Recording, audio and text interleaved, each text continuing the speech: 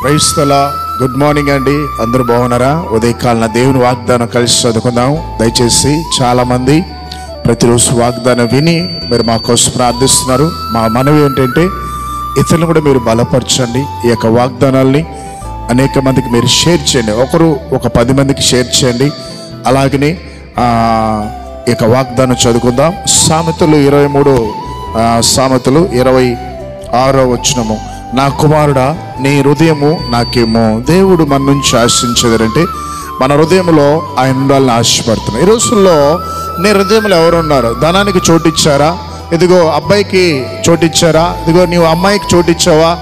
లేదా ఇంకెవరైనా నీ హృదయంలో ఉన్నారా? ఇంక లేదా చెడు, అసూయ, ద్వేషం నీలో ఉన్నదా? దయచేసి ప్రియ దేవుని బిడ్డలారా, మన హృదయంలో ఏమి నిండి ఉంటుందో అదే మాట్లాడతాం. కాబట్టి యేసు ప్రభు మన హృదయంలో ఉంటే యేసు ప్రభు మాటలే మాట్లాడతాం. కనుక మన హృదయంలో ఆయన ఉంటే ఆ దినము షాపిగా ఉంటుంది, ఆ దినము నెమ్మదిగా ఉంటుంది.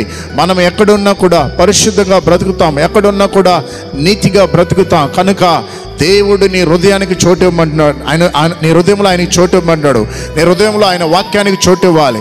ఆయన వాక్యాన్ని నీ హృదయంలో భద్రపరచుకోవాలి. కాబట్టి ఉదయకాలన వాక్యం వింటున్న ప్రియ తల్లి, ప్రియ తండ్రి, ప్రియ సహోదరి, సహోదరుడా, ఈరోజు నీ హృదయంలో ఏముంది?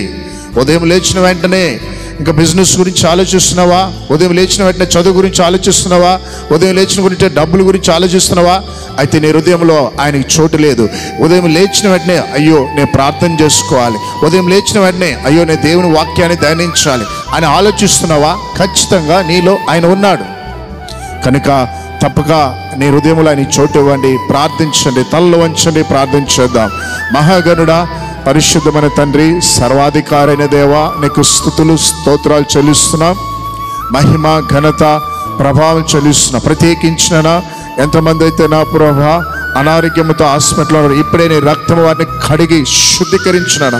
యేసు నామములో వారికి బలము దయచిన ప్రభు. మాంత్రిక శక్తులు, చేతబడి శక్తులనైనా, భయంకరమైనటువంటి దురాత్మ శక్తుల చేత పీడించబడుతున్న ప్రజలకి నైనా ఇప్పుడే యేసు నామములో వారికి కట్లని తెంపుతున్నాం తండ్రి. అయా, తాగుడికి బానిసై, చెడు వ్యసనాలకి, హాన్స్ పాన్ పరకు, సిగరెట్కి బానిసైన యవన బిడ్డలను దర్శించమని ప్రార్థిస్తున్నాం.